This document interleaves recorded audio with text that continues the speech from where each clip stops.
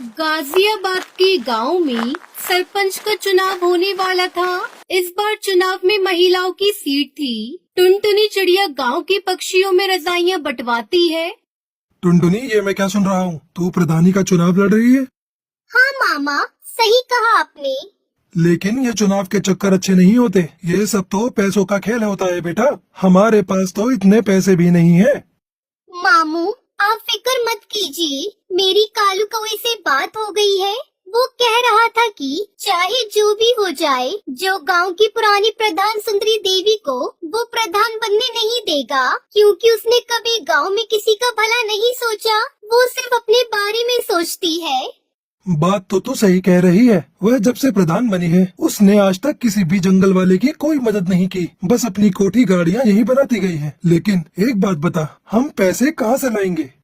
मामू, आप फिक्र मत कीजिए। कालू ने कहा है कि मुझे बस चुनाव में खड़ा होना है और आगे जाकर एक अच्छी प्रधान बनना है। बाकी सारे पैसे तो वही लगाएगा।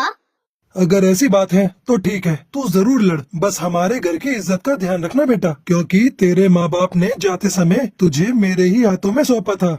आप बिल्कुल फिक्र मत कीजिए, मैं कोई गलत काम नहीं करूँगी। दूसरी तरफ कालू अपने दोस्त जग्गू कालिया के साथ खेतों में सोया होता है और वो नींद में बड़बड़ाता है। टुनटुनी प्रधान जिंदाबाद, टुनटुनी प्रधान जिंदाबाद। मामू देखो, मैंने कहा था ना, अब आप मेरा टुनटुनी से निकाह कर दीजिए। गुरुजी, आपको लगता है टुनटुनी से निकाह करना इतना आसान है? क्या उसका मामू इतनी आसानी से होने देगा? टुनटुनी प्रधानी जीतेगी और मैं तुरंत उसके मामू से टुनटुनी का हाथ मांग लूंगा। तो गुरुजी, हमें इसके लिए पूरी मेहनत करनी होगी।